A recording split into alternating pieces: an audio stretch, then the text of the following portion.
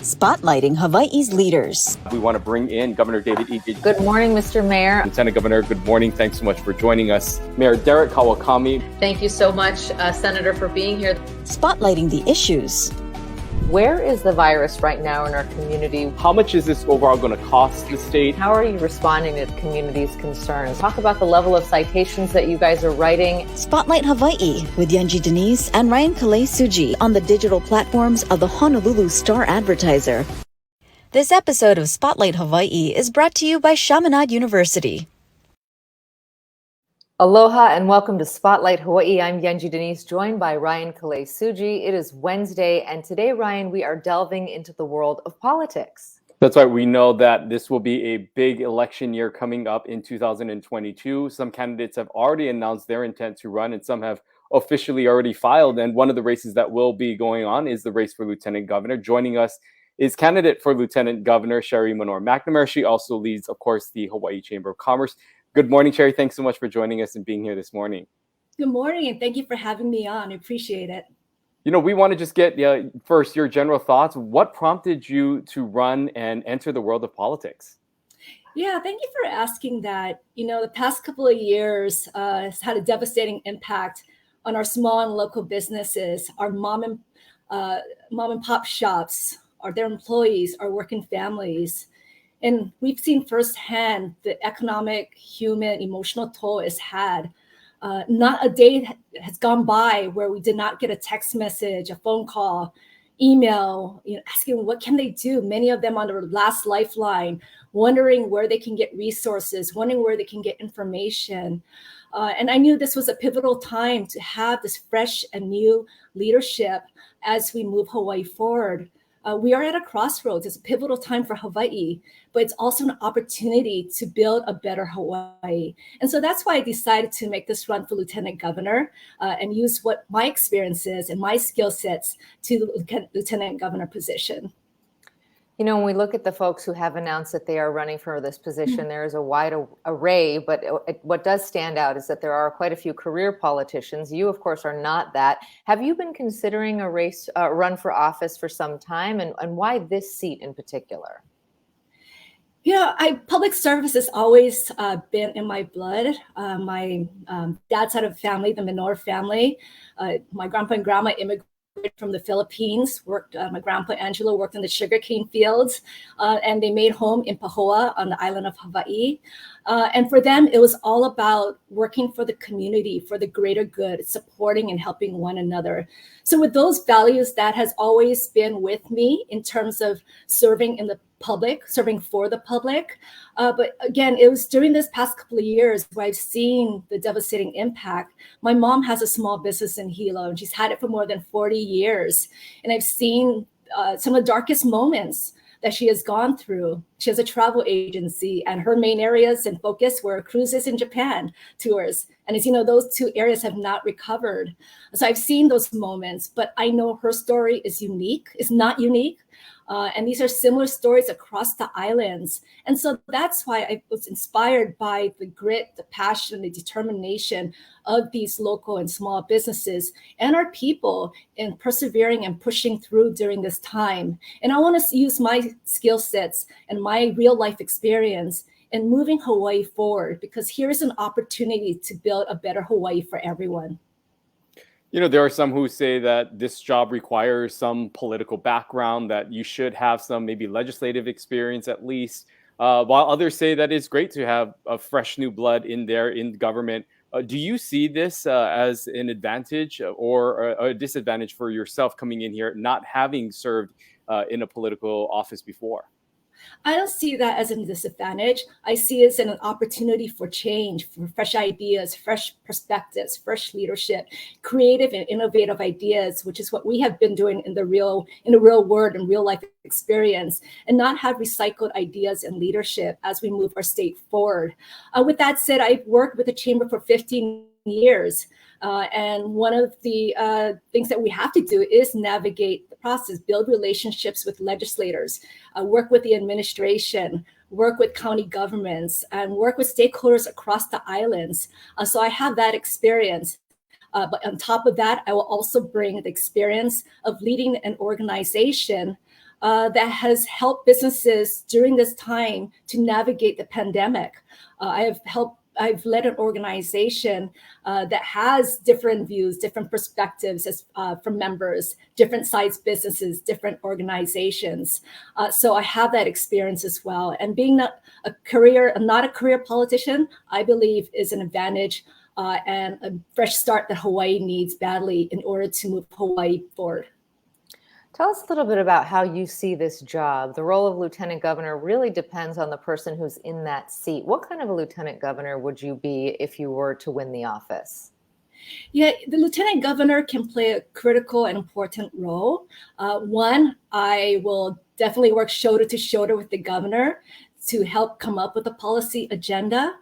And by doing that, it's about connecting with the communities, bring that bridge builder with communities to government, restoring that trust in government, making sure we go out and listen to our people, making sure we talk with our people, not at our people, making sure that we come up with solutions, collaborative solutions based on common sense and common ground solutions. And so that's where I see the LG role playing a role, is to, one, support the governor, two, work shoulder to shoulder, and then three, being that bridge builder, the connector with our communities across the islands. You know, we've had you on this show before, of course, in your role leading the Chamber of Commerce, and you have been an advocate for those businesses, at times calling for the lifting of restrictions and some of the changes to some of the rulings that were initially put in place by the governor and maybe by some of the mayors that really limited businesses from operating during this time. And you said that during those interviews that you saw firsthand how some of these businesses were really struggling and were handcuffed because of these regulations. Overall, I wanted to get your thoughts on how you think this administration has done during this pandemic. Of course, the governor has been criticized by some, and others have applauded his efforts to keep our community safe. How do you think this administration as a whole has done during this time? And if you were in that role and you were in that seat in the administration, what would you maybe do differently? Yeah, you know, no one had a playbook for the pandemic, obviously. And we all had to work together and to move forward together in order to get over this. But with supporting and helping these small businesses, what we have seen and noticed is the areas of communication and working together, collaboration. And that's where I believe the LG role can play a pivotal role. And that's what I commit to do, is to ensure that we do communicate, we do collaborate, and we do convene various stakeholders to come up with solutions that will be more effective, as well as that move our state forward. And again, you know, the health and safety of our people is the utmost importance. And to, again, there's no playbook, but it is going to be critical as we move forward to improve our communication and improve our connection with our communities to government. Can you tell us a little bit about your own party affiliation? Are you, obviously you're running as a Democrat. Have you always been a Democrat? I've been a lifelong Democrat. Again, as I mentioned earlier, my grandparents immigrated from the Philippines. I have seen the hard work that they had to put in, the sacrifices, and being part of the Democratic Party is about supporting working families, opportunities for all. And so, yes, I have been a lifelong Democrat. We know that this role of lieutenant governor does not have any executive power per se, but you will have a platform and a voice, obviously, in government and speaking to whoever the governor would be should you be elected. I'm wondering what you think on some of the issues of things like tourism. We've seen firsthand a call by many in the community to scale back on tourism. And there was that call during the summer when we saw a large increase of visitors coming to our shores. And yet we saw firsthand the damaging impacts of not having tourism, the effects that it had on our economy. How do you think that we find this balance, and your role as lieutenant governor, how you would help to navigate that? One of our platforms is economic recovery and continuing to support our small businesses. And as relates to tourism, it's about managing tourism right now. We have seen that, and we know Hawaii Tourism Authority is working hard on their destination management action plans. That really is about community plans and managing tourism, but yet sustaining tourism, because it is still our number one economic driver. So what can we do to expand on that? How can we expand our economic base and yet have these different industries coexist. We have the manufacturing industry, we have a clean energy industry, we have the ag. There's so many industries here that somehow, if we can interconnect them with our major industry, then we can build a more diverse economy and a more diverse economic base. And that's what I see opportunities in that area, is to connect the tourism industry and how can they support our local and small businesses better. You've been in your role at the Chamber for some time, so we know that you are a familiar face, but some folks might not know you in the same way they know some of the other candidates. What are some things that you'd like the public to know about you as you introduce yourself in this statewide race? Well, first, I'm not a career politician, and I am coming in this new. I'm a new candidate. I know it's challenging, but I am excited about this because I know that this is an opportunity for fresh perspective, fresh leadership in moving Hawaii forward. I am from the neighbor islands. I actually grew up from Hilo, and as Ryan know, I went to Waikea High School, Hilo Union, Waikea Intermediate Waikea High School. So I'm a proud public school graduate, and I am still a Hilo girl. I went away for 10 years, went to the continent for 8, and then moved to Japan for 2 years to work there, and decided it was time to come back home. But through these experiences, I still had that deep sense of Hilo values. It's about community. That has never left me. As they say, you can take the girl out of Hilo, but you can't take the Hilo out of the girl. And that's me. So I am a local girl, but I also understand and have a deep sense of appreciation of our small and local businesses. And that's why we advocated so hard and knew that we had to be proactive in finding solutions to keep our small business, our mom and pop shop doors open. And that's why I have been with the Chamber for 15 years, is to advocate for our local businesses. As I mentioned, my mom has a small businesses, and that's 99% of our local economy that employ more than 50% of our people. So we recognize also that it's important to support our small businesses. But with that said, in the LG position, I want to take those Hilo values, the neighbor island values, in connecting with the communities better, in collaborating with the communities to communicate with the communities. Because in the end, it's about working together and finding these common ground and common sense solutions. And we can only do that if we work together more effectively and with fresh ideas and fresh perspectives. Well, we know that you did make your official announcement in Hilo in front of Waikea High School. But what role, from a campaign structure-wise, what role do you think the neighbor islands will play in this campaign? Oftentimes, of course, a lot of emphasis is placed here on Oahu because of the overall population and the number of voters here. But from a strategic standpoint, without giving too much away, obviously, how important will the neighbor islands be, you think, to your campaign? Oh, absolutely critical. And again, that's because I grew up in Hilo. I understand the neighbor island the concerns, and I understand the need for the neighbor islands voice to be in part of the solution-making process. And so our strategy is simple, is pretty much to go out into the communities across the islands and to hear to all of them and to make sure that we can come up with these collective solutions together, because again, it's Oahu, but also all the islands. And if we can move forward as a state, then we can only build a better Hawaii for all of us here in Hawaii. Yeah, and from a practical standpoint, I know that you are a political newcomer, but how do you campaign given social distancing and all the requirements that, you want to keep everybody safe, but of course, there's nothing like connecting face to face. So how are you navigating just the logistics of campaigning right now?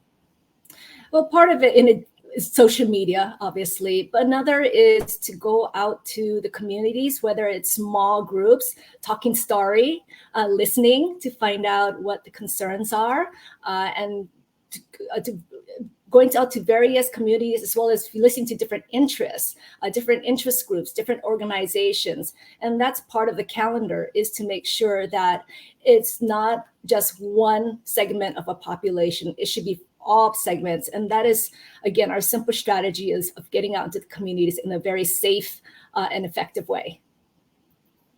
It may be a little premature to ask this question, but I'm going to ask it anyway. A lot of people see this seat as a stepping stone, if you will, to one day eventually becoming governor. Many, in fact, I think almost all of those who served in the lieutenant governor role, except maybe one in Chancellor Tsui, have decided to run for lieutenant governor. Could you see yourself holding the top office one day? And is that something that you see for yourself in the future? My focus right now is to become lieutenant governor. If something does happen, or if in the future there is an opportunity, yes, I can fulfill that position. But right now the focus is lieutenant governor and to help and support the governor and work shoulder to shoulder with that person. We're almost out of time, but before we let you go, we want to ask you about who you think would be a good running mate for you, who you'd like to serve alongside. Do you have any preference with the current candidates for governor? I know all three candidates, so whoever does get elected, again, I will work with the governor because that's important. That's the only way we can restore trust in government, and we need to do that. It would not be fair for the people of Hawaii for the governor and lieutenant governor not to get along and to advance its own agenda. So that's my pledge, is to ensure whoever gets elected as governor, that we work with he or she in ensuring that we work for the people. And before we let you go, I wanted to allow you any final thoughts or any final message out there to those who may be watching. Well, thank you for that question. As a first-time candidate, again, I'm not a career politician, but I have produced real-life results. I have real experience. I'm a proven collaborator, and that's what I pledge to do, is to serve as lieutenant governor, who will serve as a convener, a collaborator, and communicator to ensure your voice is heard. Again, I'm excited about this campaign. We know it's going to be challenging, but based on the support we have received so far and the momentum that we're building across the islands, we are excited and we're going to work hard. And as my mom says in Japanese, and she says it to us all the time since we were a little kid, ganbatte, which means do your best. And I will definitely ganbatte on this campaign to ensure that we will work hard for the people and have a winning campaign. Okay, Sherry Menor-McNamara, thank you so much for joining us here this morning and sharing more about your interests and why you're running. And we hope to talk to you soon again here on the show. Thank you for the opportunity. I appreciate it. Thank you. Well, great to hear from Sherry. And now we're going to wrap up this race and take a look at politics in the state overall with UH Professor and political analyst Colin Moore. Colin, good morning. Good morning. Happy to be here. Hey, so, you joined us before when Keith Amemiya was on with us, and now you've heard from Sherry. Tell us what you heard in our interview there. What stands out to you about her candidacy?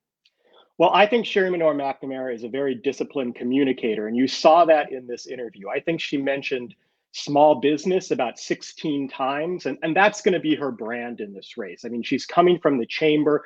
We know that small businesses here in Hawaii have been devastated by this pandemic, and she's in a good position to speak for them. That really is her strength. So I think what you saw here is what you're going to see throughout the campaign. If you think small business, you're going to connect that to Sherry Menor-McNamara. She did two other things which I thought were quite smart. First, when you saw in this interview, she kept mentioning that she's a Hilo girl. She brings neighbor island values.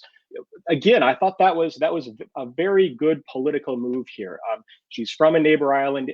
That support isn't going to be decisive, of course, because the population is here on Oahu, but those voters can make a difference, particularly in a crowded primary like this. And then finally, she's very open about being outside the political establishment. There's only one other candidate, Keith Amemiya, who can make that claim. So she's taking what could be a potential liability, that she's never served in the legislature or been elected to any political office, and turning it into a strength. And one thing we know about local voters, although they're Democrats, they are very suspicious of the Democratic political establishment. And so I thought all three of those points, small business, outside the establishment, and being from a neighbor island, those are going to be, I think, the three pillars of her campaign, and she'll probably return to them again and again. When you look at the landscape of those who have already mentioned that they are intending to run for office, or those who have officially announced that they are planning to run, where do you think that she stands in this list, which has already become quite a crowded field? I think she's an underdog. I'm sure that she would probably say the same thing herself, because she doesn't have as much name recognition as people who've won island, or rather ran island-wide campaigns like Keith Amemiya, or statewide campaigns like Jill Takuta. The other big liability, I think, or the challenge for Sherry Menor-McNamara, is that she is a part of business. She is the head of the Chamber of Commerce. And this is a Democratic primary, which means that the people who vote in this are likely to be more partisan. You're likely to see more progressives, more union members, people who are traditionally a little suspicious of people who come from the business world. So she's really going to have to try to convince these voters that she's a real Democrat. And that could be a challenge. Who do you see right now as leading in this field? I don't think there's any clear leader. I mean, that's the thing. When you have a race that's as crowded as this, with so many strong candidates, I don't think there's a clear leader. I do think that there are a few candidates who have an advantage. And I would say that the three who I think are probably leading right now are Ikaika Anderson, well known, the only native Hawaiian candidate in this race, Jill Takuda, who has a fair bit of name recognition because she's running this race again. And those are probably the top two as I see us moving in. But things can change relatively quickly. I would put Keith Amami up there too as well, because he has run an island-wide race. One he did quite well, and of course, remember he lost to Rick Blangiardi, but he won that primary against Colleen Hanabusa. So he still has a fair bit of name recognition. I think Sylvia Luke, Sherry Menor-McNamara might have a little more work to go in terms of their name recognition and standing out, but it's really anyone's race.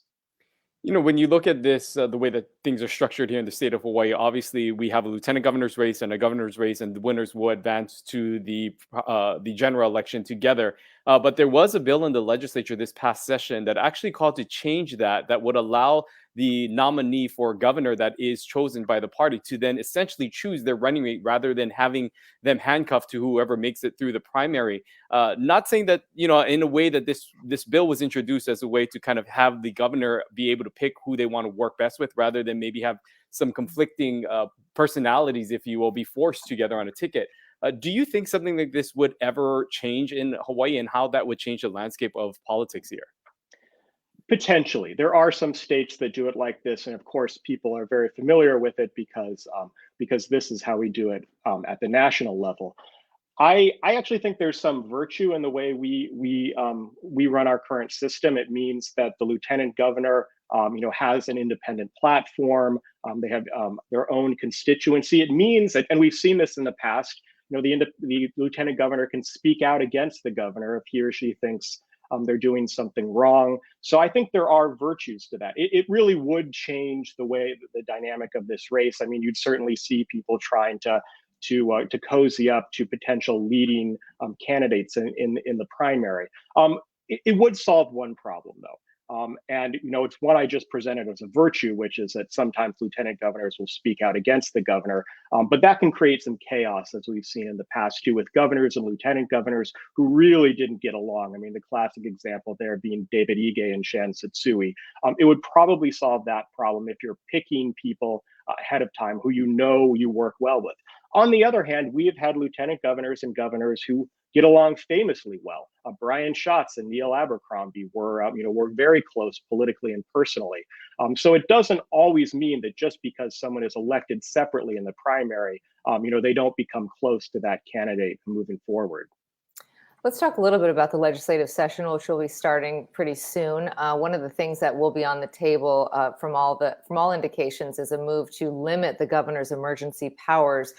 Some folks across the state and including in government feel that Governor Ige had just too much authority when it comes to all of these emergency proclamations. Do you see that passing and gaining ground? Yes, I do. So Hawaii is not unique here. As far as I know, every state in the nation, the legislature has proposed similar bills to limit the governor's power. I think there is, certainly we know that Speaker Saiki agrees with it. We know that Republicans in the legislature agree with it. I would be shocked if there isn't some version of a bill that limits the governor's emergency powers in some ways. And let's be honest, they are very extensive. Although I think Governor Ige needed those powers during this emergency. Once a governor declares an emergency, it goes on for as long as the governor decides it needs to. This idea of emergency powers really was developed to deal with things like hurricanes, natural disasters. But in a pandemic situation, we're coming up on almost 2 years from the first emergency proclamation. There probably is a need for the legislature to have the ability to trim some of those back a little bit and put a little bit of pressure on the governor. I see this as a good thing, and yes, I do think a version of that bill will likely pass. Since we last spoke, not much has changed in the race for governor. We both have two candidates who have not officially announced yet, and one in Vicky Cayetano who has announced, of course. And there has been a few fundraisers for all the candidates involved. Is there any updates that you can see or any changes that may have occurred during the last few months in this race, or are things pretty much the same? We're in the quiet part of these races right now where people are still raising money. They're still trying to line up supporters, potential endorsements, independent expenditure PACs that might support them. So nothing has changed dramatically in either, certainly not in the governor's race or the lieutenant governor's race. I think we're nearing that period where we're going to start to see a lot more visibility, where you're going to start to see campaign signs. There's going to be more efforts to, probably a little bit early for political ads, but you're going to see some of those soon. So I think I'll have a very different story to tell you in a month or so as these campaigns really begin to build steam. Well, we are going to keep our finger on the pulse here. We've invited a lot of the candidates to join us in the months ahead, and no doubt you will be joining us for those conversations as well. We really appreciate you coming on this morning and sharing your insights about the landscape as you see it, and also talking about Sherry Menor-McNamara's candidacy. So thank you so much for that. Pleasure to be here. Aloha, thanks. Well, great to hear from both of those folks today. Really, I thought that what Colin had to say about Sherry's candidacy was really interesting, highlighting her helo roots, her outsider roots, and really that is what she's going to campaign on. And of course, those ties to small businesses who have been so hard hit. And she does have somewhat of an advantage being in the chamber, and in that role, she has all of these relationships throughout the state, having represented those businesses. No doubt that will come into play. But you did hear some of the challenges that he also presented that will stand ahead of the Menor-McNamara campaign, in that, there is no real organization or history of an organization of running a statewide campaign, which takes a lot of work. And he mentioned Jill Takuda, of course, having run for this seat before, having that experience of having to put together a statewide campaign, as well as some of the name recognitions of others like Ikaika Anderson and Keith Amamiya, who are coming off of course, a campaign for mayor. So it'd be interesting to see how the dynamics change through this race. Again, a crowded field right now with 5 candidates that have announced that they are running or intend to announce that they will officially run. And who knows if there may be others that may be jumping into this race as we move forward. That's true. We've heard a long list of potential candidates, so our roster of guests could increase as well. On Friday this week, we will be talking to 2 people who have had those top positions, former Governor Neil Abercrombie and John Waihee. They will both be joining us on Friday. They want to talk about Aloha Stadium redevelopment plans and why they think a sports facility should not be part of that redevelopment. That's right. We have heard from both of those governors, including another governor, Governor Cayetano, who's joined them in this effort to propose more housing for that area of Aloha Stadium, saying that that is something that the state desperately needs, and that the money should not be spent on a entertainment and a stadium in that area. And so we wanted to hear from them, get an update on what they also have been up to. Both of these individuals have been very active in the party, of course, and in their careers beyond their role as governor of the state of Hawaii. And right now using it to advocate for something they believe is better for the state moving forward, especially when it comes to that area and that parcel of land out there in central Oahu. And we'll also be hearing more specifically about the plans for Aloha Stadium a little bit later later this month as well. It's December 1st already. That's right. That's right. We have a full guest list, and you can see that all on the paper's website. Check out who we'll be having on. So we'll join you right back here on Friday with Governor Neil Abercrombie and former Governor John Waihee. Until then, have a great rest of your week. Aloha. This episode of Spotlight Hawaii was brought to you by Chaminade University.